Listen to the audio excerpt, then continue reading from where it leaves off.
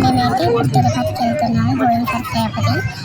Title చూసారు కదా, విష్ణువాసం అయితే వెళ్ళిపోయాము.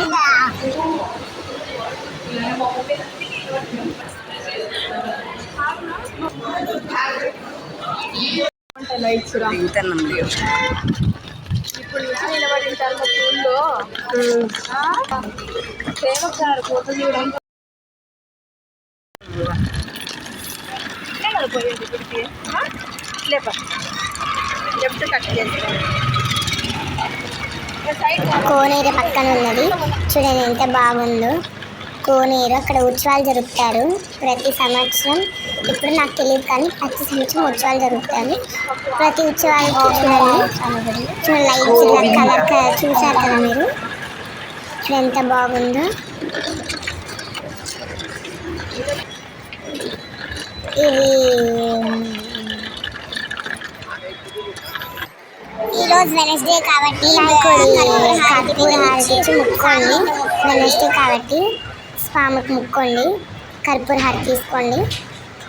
చూడండి స్వామి కర్పూర హారతి, చూడండి స్వామి కోనేరు పక్కనే ఉంది.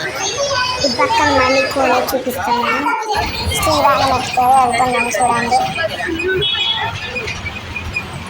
గోయింగ్ ఫర్ శ్రీవారం మెట్టు చూసేయండి. శ్రీవారం మెట్టుకి ఎలా వెళ్ళాను, కొండలు చూడండి, కొండలు అన్నీ ఇట్లా ఎక్కి దిగి వెళ్ళాలి. చూడండి పైన అన్ని బస్సులు అన్నీ వెళ్తాయి. చూడండి ఇదైతే కపిల్ తీర్థం చూసేయండి. కపిల్ తీర్థం చదవండి అంటే కపిల్ తీర్థమే అది. చూడండి బస్సులు అయితే వెళ్తున్నాము. చూడండి శ్రీవారం మెట్టుకు వచ్చేసాము. గోవిందనామం అనుకోండి. శ్రీవారి మెట్టు స్టార్ట్ చేద్దాం. ఎక్కుతున్నాము మేమైతే.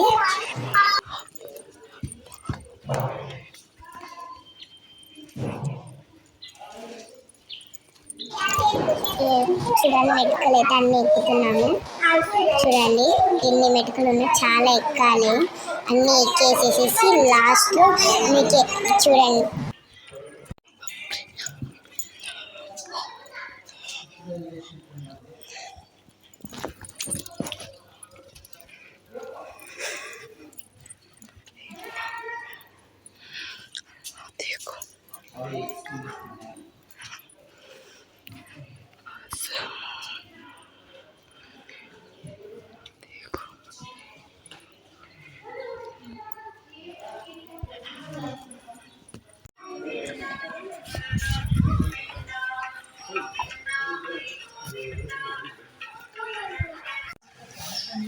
వాష్రూమ్ వాటర్ అని ఇలా ఫ్లో అయిపోతున్నాయి చూడండి. కిందని రాయల దగ్గర నుంచి ఏదో ఇట్లా వాటర్ ఫాల్ లా ఉంది. ఇవన్నీ మెటుకలే, అడుగు అడుగున వాటర్, డ్రింకింగ్ వాటర్ అయితే మీకు అవి చూడండి ఎన్ని మెటుకలు ఎక్కేసి వచ్చామో.